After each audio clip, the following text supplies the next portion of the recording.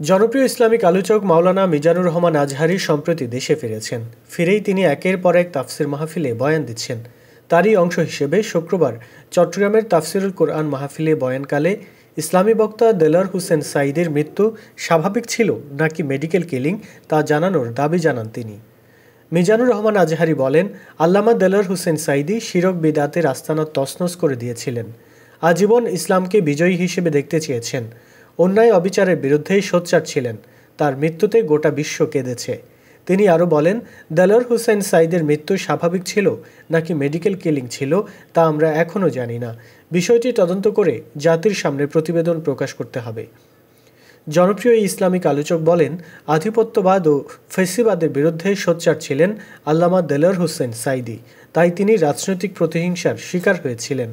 তিনি বলেন, আল্লামা দেলার হোসেন সাঈদীকে বিনা অপরাধে জেলে বন্দি রেখে মৃত্যুর দিকে ঠেলে দেওয়া হয়েছে।